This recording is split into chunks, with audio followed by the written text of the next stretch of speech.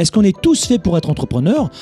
À la base, il y a des gens qui ne vont pas vraiment trouver leur bonheur dans l'entrepreneuriat.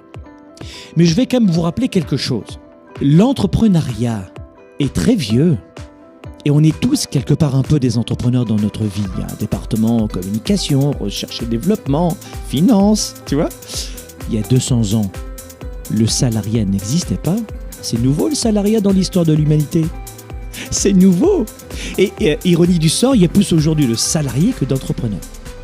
Donc je me dis, peu importe le contexte et la façon dont vous avez été éduqué et puis les croyances que vous avez envers vous-même, si vous pensez que l'entrepreneuriat n'est pas fait pour vous, fine, ok, j'achète. Parce que c'est votre bonheur qui est le plus important. En revanche, sans parler de bourse, d'immobilier et de choses qui peuvent être très techniques et qui peuvent faire peur, mais il est important en ce moment, en tout cas, et je pense que ce discours va concerner la plupart des gens qui m'écoutent en ce moment, on est dans une insécurité financière, pas juste sanitaire en ce moment. Je crois que nous devons cesser de compter sur l'État en permanence. Et à un moment donné, on est responsable de notre propre vie. Et si je tombe malade, c'est moi qui vais devoir l'assumer. Si j'ai pas de quoi payer mon loyer, c'est moi qui vais devoir l'assumer, chérie.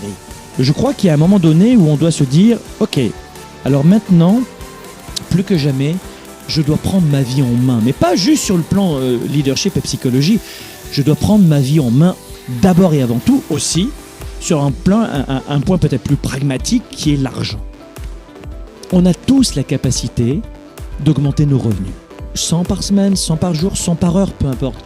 On a la capacité d'augmenter nos revenus. Et rappelez-vous ces instants où vous aviez eu un gros salaire, ou alors, si vous êtes déjà entrepreneur, une très bonne vente. Comment vous vous sentiez, vous, à la fin du mois, avec un compte en banque bien douillet ? Comment vous vous sentiez ? Pour vous, évidemment, mais pour vos proches, vos parents qui vieillissent. On a tous cette capacité de se sentir bien comme cela. De bien dormir et pas constamment se dire « Oh my God, comment je vais payer mes factures ce mois-ci ? Quand est-ce que je pourrai partir en vacances ? Comment je vais m'y prendre ?» À partir du moment où tu gardes ton salaire, qu'est-ce que tu fais en rentrant à la maison le soir ?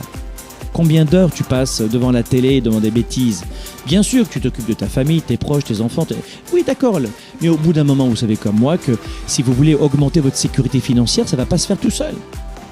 Mais il y a beaucoup de gens qui se créent en entrepreneuriat, qui créent une deuxième activité, mais qui ne savent pas du tout maîtriser quoi que ce soit. Ils ne savent pas maîtriser le marketing, ils ne savent pas maîtriser la vente, les réseaux sociaux, le principe de la communication face à face. Bref, c'est de l'improvisation totale. Donc, est-ce que vous êtes fait ou faites pour avoir une deuxième activité ? Tout le monde doit répondre oui. On peut tous et on a tous le droit d'avoir dans notre vie une deuxième activité. Donc aujourd'hui, le principe, c'est que si vous avez des revenus complémentaires, eh bien, instantanément, vous serez plus en contrôle de votre vie. Vous aurez surtout plus de choix dans votre vie. L'argent n'achète pas le bonheur, mais le choix. Mais une fois qu'on a dit que l'argent ne crée pas le bonheur, oui, l'argent n'achète pas le bonheur, mais il achète le reste. Il ne faut pas non plus se voiler la face. Donc, de créer une activité secondaire, c'est, je pense, important en ce moment pour vous. Renseignez-vous, lisez des livres, faites des formations. Nous, on propose ça dans le programme Mentorat, mais cherchez là où vous voulez. C'est comme tout. Tu as des formations pour devenir infirmière, parfait, tu en as pour devenir entrepreneur aussi. Le buffet est assez grand pour tout le monde.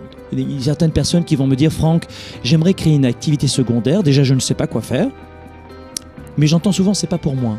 Et derrière, quand je gratte un peu, et les gens me disent « mais non, mais tout a déjà été fait, il n'y a plus de place ». Et c'est faux. La part de la tarte est immense. Et le buffet, il est immense. Parce que créer une activité secondaire, je vous le rappelle, c'est ma façon de voir l'entrepreneuriat, c'est aider une cible de personnes. Qui vous voulez aider ?